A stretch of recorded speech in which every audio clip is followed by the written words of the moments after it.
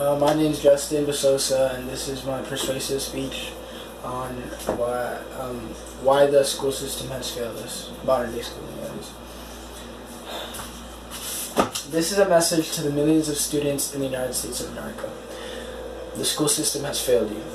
Modern day schooling has killed our creative spirit, sapped our individuality, and has intellectually abused the masses. A hypocritical institution that claims to promote out-of-the-box thinking, yet for 8 hours a day, 5 days a week, 36 weeks per year, for 12 years, forces the students into a box and tells them what, when, and how to think. They not only abuse their students, but as well as their staff. Teachers are arguably one of the most important people in our society. Yet every year, the school system lowers their pay less and less, all the while increasing their workload more and more. Enough is enough. It has upheld its facade for far too long. It's time for a change. It's time for education, not schooling. Albert Einstein once said, "Everybody's a genius, but if you judge a fish by its ability to climb a tree, it will spend its whole life believing that it's stupid." Matthew Kelly, author of the self-help book, The Rhythm of Life, Living Every Day with a Passion and a Purpose, utilizes Einstein's quote in the chapter, "Everybody's a Genius." He started the chapter by stating Einstein's quote, followed by the question, "What is your genius?" I feel that this is the question that modern day schooling has failed to ask. What is your genius? What are your strengths?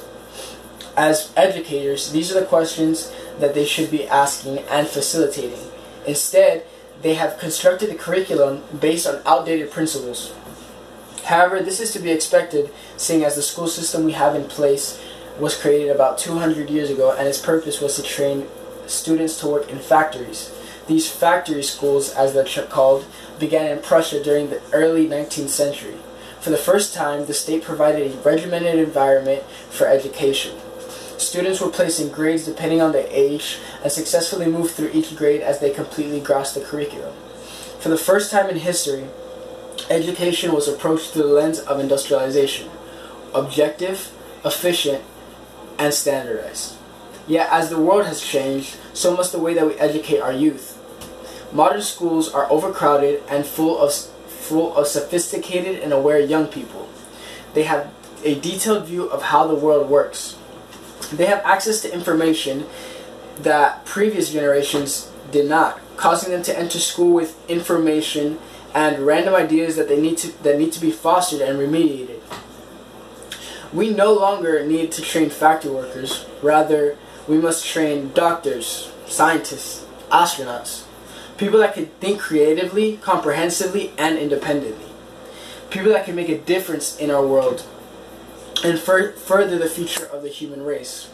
Even Frederick J. Kelly, the inventor of standardized tests, said, "These tests are too crude to be used and should be abandoned." He said that these tests were created to test lower order thinking, as put by the Kathy N. Davidson of the Washington Post. "We are not teaching and testing our students for responsible participation in an interactive digital age. A standardized test question for young students today, dating back to Kelly's original exam, is which of 4 animals is a farm animal? A cow, a tiger, a rat, or a wolf? The same child who flubs this question can go home, Google farm animals, and get 14.8 million results. Multiple choice exams do not equip kids for either the information avalanche or the fine print that they encounter online every day. All in all, like snowflakes, no two brains are the same. So we must stop treating them as if they are." Now, teachers arguably have the most important role in the future of this country. Henry Adams once said, "A teacher affects eternity. He can never tell where his influence stops." If this is true, then we should treat our teachers with the utmost importance, should we not? The answer is clearly yes. Yet the school system that we have in place seems to devalue the importance of our teachers. For one, every year, teachers are paid less and less relative to the amount of work that they do. According to the most recent version of the NEA's ranking and estimates, the average teacher's salary is in this nation is $59,660 per year. Yet over time, teachers' economic position has gotten worse and worse. Over the past 10 years, the average teacher's salary has increased 15.2%. But after adjusting for inflation, the average salary has actually decreased by $1,823 or 3%. And if we don't do something soon, it will only get worse. Not only are teachers' pay getting reduced, but so are their freedoms in the classroom.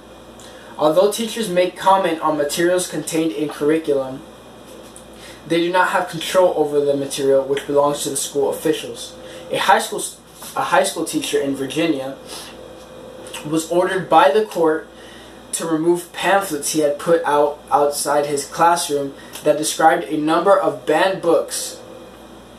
While meant to provoke discussion on the importance of public policy, the judge decided that posting the materials was an extension of the curriculum, which, as he explained, is the responsibility of school officials. Likewise, a teacher cannot ignore a text, syllabus, or curriculum.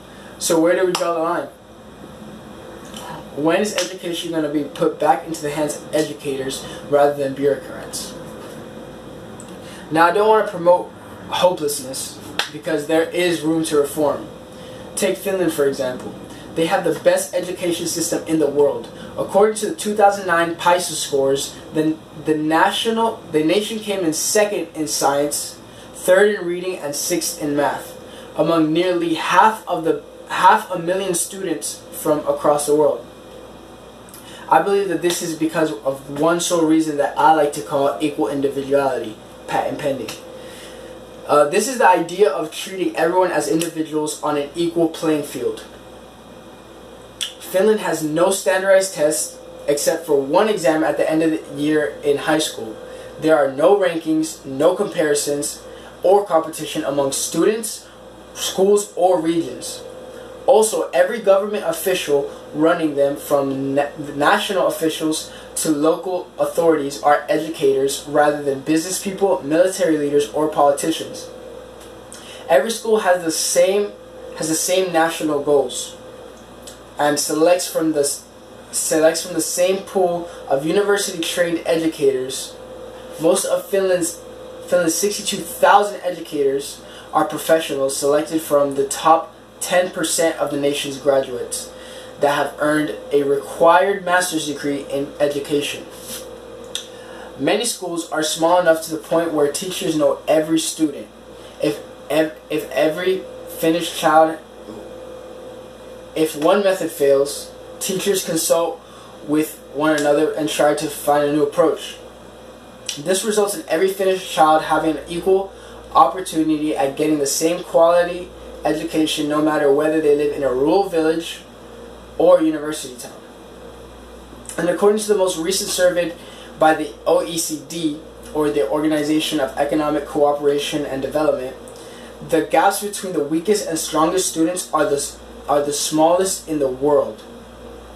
They offer all children an equal opportunity and platform to be successful, all while promoting the individual strengths and aiding their weaknesses. This is why Finland outperforms almost every other country in the world, and why America needs to put its nationalist pride away, look at other education systems of other countries like Finland, and put us, the students, first. Now, if there's anything that I hope that you take away from this today, is that you take a good long look in the mirror and ask yourself, is this the best we can do? Is this the best that I can do for my future, or my child's future, or the future of this country? You take that long, good look in the mirror and you tell yourself, America's modern day school system has failed me. What am I going to do about it?